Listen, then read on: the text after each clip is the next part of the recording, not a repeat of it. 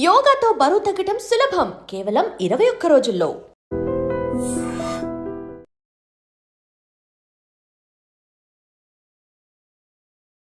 Hi hello నమస్తే welcome back to iDream media. ఈరోజు మనతో పాటు ఉన్నారు హైకోర్టు అడ్వకేట్ అలాగే ఇమిగ్రేషన్ లాయర్ అయిన పృథ్వీ గారు. ముఖ్యంగా అమెరికాకు సంబంధించి అలాగే దౌత్యపరమైన సంబంధాలు అయి ఉండొచ్చు, స్టూడెంట్ వీసాస్ అయి ఉండొచ్చు, అంతేకాకుండా H1B వీసా, అలాగే ఇది యూఎస్తో పాటుగా యూకే అలాగే ఆస్ట్రేలియా, దీనికి సంబంధించిన ఏ విషయాలు కావాలన్నా కూడా పూర్తి వివరాలు మనకి ఇచ్చే పర్సన్ పృథ్వీ గారు. అలాంటి పర్సన్తో ఈరోజు మనం ఇంటర్వ్యూ. ఈరోజు వచ్చేసి మనం ఏం డిస్కస్ చేయబోతున్నాం అంటే లేటెస్ట్ అప్డేట్స్ అమెరికా నుంచి చూసుకున్నట్లయితే స్టూడెంట్స్ సంబంధించి వాళ్ళ వీసా గురించి అండ్ కొంతమంది ఈ J1 వీసా ఏదైతే కొలాబరేటివ్ కోర్సెస్ ఉంటాయో వాటికి సంబంధించిన ఓపీడీ టైం తగ్గించడం, ఈ రెండు మెయిన్ విషయాలపై ఈరోజు మనకి ఇన్ఫర్మేషన్ ఇవ్వబోతున్నారు. సో పూర్తి వివరాల కోసం మీరు చివరి వరకు ఎపిసోడ్ చూడండి. నమస్కారం సార్. నమస్తే. సో ఫస్ట్ ఆఫ్ ఆల్ మన ట్రంప్ తీసుకొచ్చే లేటెస్ట్ అప్డేట్స్ అన్నీ చూస్తుంటే చాలా క్రిటికల్గా ఇంకొంచెం టైట్ చేసుకుంటూ వెళ్ళిపోతున్నారు ప్రతి ప్రాసెస్ని కూడా.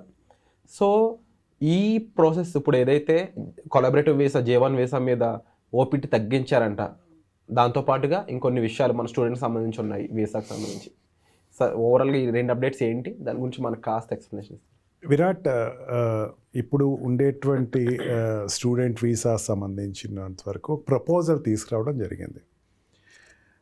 ఒక ప్రపోజల్ తీసుకొస్తే అది కాంగ్రెస్ ఒప్పుకుంటుందా లేదా, కాంగ్రెస్లో అది పాస్ అవుద్దా, బిల్ పాస్ అవుద్దా లేదా అనేది వేరే విషయం. ఎందుకంటే యాజ్ ఆఫ్ నౌ అక్కడ గవర్నమెంట్ ఎంప్లాయీస్ని విఆర్ఎస్ తీసుకుని తప్పించడంతో already government employees no pen no tool already declare చేశారు.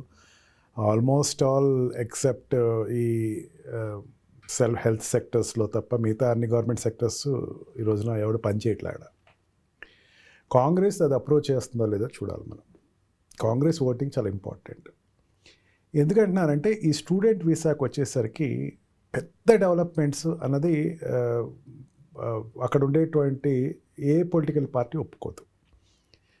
ఈ యూనివర్సిటీస్కి రిలేటెడ్ అయి ఉంది. ఆల్రెడీ టాప్ 10 యూనివర్సిటీస్లో ఒక 7 to 8 యూనివర్సిటీస్ అమెరికాలోనే ఉన్నాయి.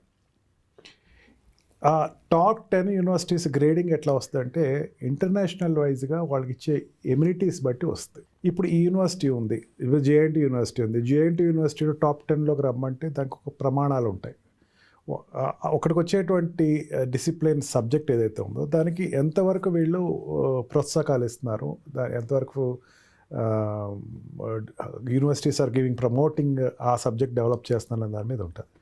దాని మీద పెత్తనం అనేసరికి ఏ కాంగ్రెస్ సభ్యుడు ఒప్పుకోడు. కానీ దానిని చెక్ పాయింట్ పెట్టడం కోసమని దానిని ఒక కంట్రోల్లో తీసుకురావడానికి తినేం చేశాడంటే ఏ కోర్స్ అయినా సరే డెడ్ లైన్ ఇచ్చేసేసేయండి, 4 years మ్యాక్సిమం దాటకూడదు. ఎవరైనా సరే యూఎస్ వీసా కోసం వెళ్ళిన వాళ్ళు FN వీసాలతోటి ఎడ్యుకేషన్ పర్సూ చేయాలనుకున్న వాళ్ళు అక్కడికి వెళ్ళి కేవలం 4 years. ఈ డిఫికల్టీ ఎక్కడ వస్తుందంటే ఒక్కొక్కసారి యూనివర్సిటీస్ షిఫ్ట్ అవుతూ ఉంటారు, ఒక్కోసారి కోర్సెస్ షిఫ్ట్ అవుతూ ఉంటారు, మళ్ళీ వాళ్ళకి న్యూ ఏరియా స్టార్ట్ అవుతూ ఉంటుంది. అక్కడ మళ్ళీ వీళ్ళు స్టార్ట్ చేస్తారా మళ్ళీ, లేకపోతే వాళ్ళు కొత్త కోర్స్ స్టార్ట్ చేయాలంటే మళ్ళీ 4 years లేదు, వితిన్ ద టైంలోనే కంప్లీట్ చేసుకోవాలి. ఈ డిఫికల్టీస్ చాలా ఉన్నాయి.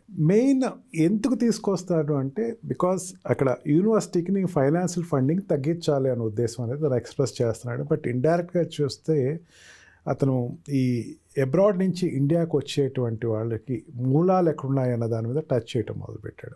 మొన్న H1B వీసా మీద భారీ ఎత్తున సుంకాలు వేయటం, $1,00,000 కట్టండి, ఉంటే ఉండండి లేకపోతే వెళ్ళిపోండి అని చెప్పటం. ఇప్పుడు వచ్చి దీనిని స్టూడెంట్ వీసాని అంటే అమెరికాకు వచ్చేటువంటి వ్యక్తుల్ని తగ్గించడం. ఇప్పుడు చాలామంది దీనికి ఇంకొక ఎపిసోడ్ కూడా చేద్దాం విరాట్ దీని మీద. అక్కడ ఉండే స్టూడెంట్ కొంచెం రకమైన పీర్ ప్రెషర్లోకి వెళ్ళిపోవటం, ఒక రకమైనటువంటి భయాందోళనతో చెందటం అనేది జరుగుతుంది. అక్కడ ఉండేటువంటి F1 వీసా హోల్డర్స్ స్టూడెంట్స్కి అయితే అది పెద్దంత భయపడాల్సిన అవసరం ఏం లేదు. మెయిన్గా J1 వీసా మీద వచ్చేవాళ్ళు అంటే కొలాబరేటెడ్ ప్రోగ్రామ్స్ ఉన్నాయి మనకి, JNTUలో కూడా ఉన్నాయి మన కొలాబరేటెడ్ ప్రోగ్రామ్స్.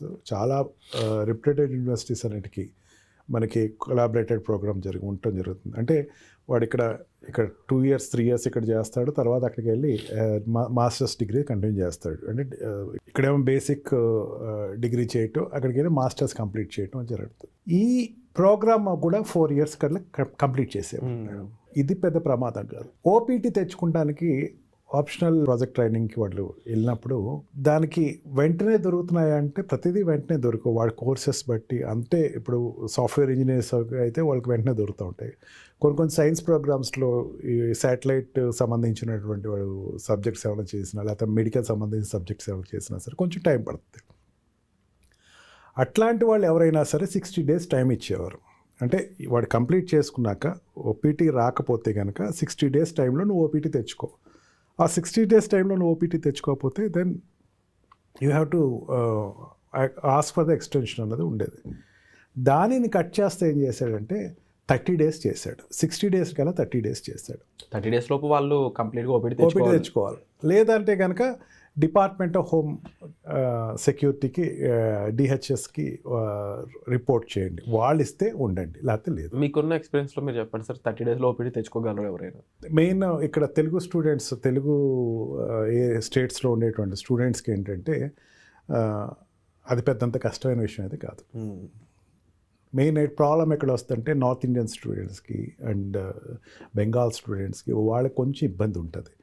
మన వాళ్ళందరూ కూడా మ్యాథ్స్ ఓరియంటెడ్ స్టూడెంట్స్ ఎక్కువ మంది ఉంటారు, సైన్స్ ఓరియంటెడ్ స్టూడెంట్స్ ఎక్కువ మంది ఉంటారు. నార్త్ ఇండియా సైడ్ వాళ్ళు ఏంటంటే ఓపీటీకి తెచ్చుకుంటానికి మెయిన్ సైన్స్ అండ్ మ్యాథ్స్ వాళ్ళకి అడ్డొస్తూ ఉంటుంది. నాకున్నటువంటి అనుభవంతో ఎక్కువ నాకు వచ్చేటువంటి ప్రాబ్లం వల్ల ఇది ఎవరైనా నాకు రిఫరల్ వస్తూ ఉంటే నార్త్ ఇండియన్ స్టూడెంట్స్ నాకు రిఫరల్ కనపడుతూ ఉంటుంది. వాళ్ళు కొంచెం ఇబ్బంది పడుతూ ఉంటారు. మాకు ఓపీటీ రాలేదండి, ఓపీటీ వీఆర్ డ్రైవింగ్ అని, ఎనీథింగ్ ఎనీవే ఏదైనా సరే మనం అక్కడ ఉండేటువంటి యూనివర్సిటీస్కి కొలాబరేటివ్గా ఉండి, యూనివర్సిటీస్లో ఉండేటువంటి అక్కడ అసోసియేషన్స్ తోటి ఎక్కువ మనం రిలేటెడ్గా ఉండి, ప్రొఫెసర్స్ తోటి కనుక మనం వాళ్ళతో ఎక్కువ మ్యాచప్ అవుతా, వాళ్ళతో ఎక్కువ మనం ఇంటరాక్ట్ అయితే పెద్దంత కష్టమైతే నేనైతే అనుకోను. OPT is not a big thing as such. Challenge. మొన్న ఒక ఇంటర్వ్యూ చేసాం మనం ఐడ్రీమ్లోనే. ఒక స్టూడెంట్ పట్టుదలతోటి ఐఓ వీసా తెచ్చుకున్నాడు. Is it not possible? Everything is possible. కాకపోతే ఏంటంటే నువ్వు అక్కడ దేనికి వెళ్ళావు, ఆ ప్రమాణాలకి నువ్వు ఖచ్చితంగా ఉండి, నువ్వు ఇంకా లెర్నర్వే, నేను ఇంకా రిలాక్స్ అయిపోయి ఎంఎస్కి వెళ్ళాను కదా, ఇంకా నాకు అయిపోయింది, I can enjoy my life అన్న వాడికి రాదు. సో డెఫినెట్లీ ఎవరైతే హార్డ్ వర్క్ అండ్ డెడికేషన్ పెడతారో వాళ్ళకి టైం కన్స్ట్రైన్ అంత ఇష్యూ అవ్వదు. అండ్ ఆల్సో మెయిన్ ఏంటంటే అక్కడ ఉండేటువంటి ఫియర్సమ్ ఇష్యూస్ ఉంటాయి. మనకి మెయిన్ ఏంటి తెలుగు స్టేట్స్ వాళ్ళకి ఏంటంటే ముందుకు చొరవగా ముందుకు వెళ్ళటం అనేది కొంచెం బ్యాకింగ్ ఉంటుంది ఎక్కువ. దానికి అండ్ ఇంగ్లీష్ ఫ్లూయెన్సీని కూడా అక్కడ వాడు పరిగణలోకి తీసుకోవాలి. ఆ ఫ్లూయెన్సీ ఆఫ్ ఇంగ్లీష్ ఇవి అనేది వాడు పర్ఫెక్ట్గా ఉంటే ఈ will get OPT, no doubt. And యూనివర్సిటీస్కి చాలా వరకు కంట్రోల్లో ఉంటుంది. ఓపీటీ ప్రోగ్రామ్ ఎంకరేజ్ చేసేది యూనివర్సిటీస్.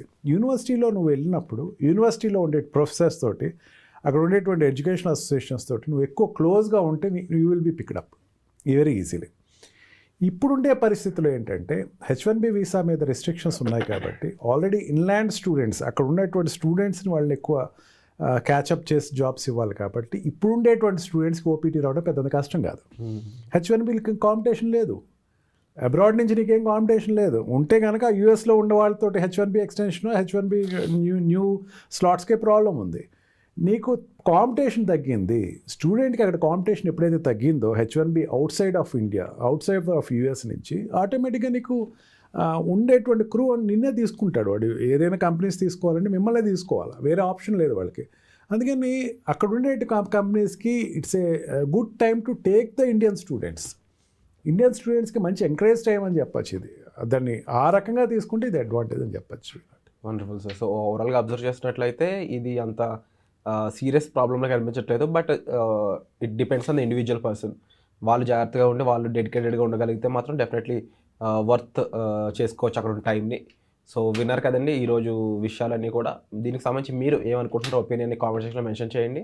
అలాగే నిజంగా ఓపీటీ అనేది 30 రోజుల్లో తెచ్చుకోవడానికి ఎటువంటి విషయాలు అవసరం అవుతాయో యూఎస్ నుంచి చూస్తున్న స్టూడెంట్స్ అయి ఉండొచ్చు, వ్యూయర్స్ అయి ఉండొచ్చు, కామెంట్ కూడా చేయండి. వచ్చే ఎపిసోడ్లో మళ్ళీ కలుద్దాం. Thank you so much. And don't forget to subscribe to iDream. And for more videos, please subscribe to iDream. Please subscribe to iDream. Please subscribe iDream. And please subscribe to iDream. For more videos, subscribe to iDream.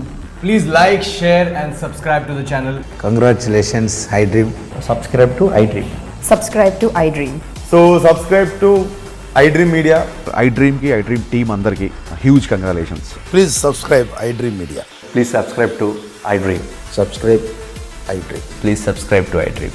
iDream అంటే నా కళల channel subscribe చేసుకున్న నోరు తిరుగుతలేదు, మీరైతే గంట గుర్తు కొట్టండి. For more such videos, please subscribe to iDream. Subscribe to iDream. Please subscribe to iDream. Please subscribe iDream Media. Please do subscribe to iDream. Please subscribe to iDream Media. For best entertainment and information, please subscribe iDream.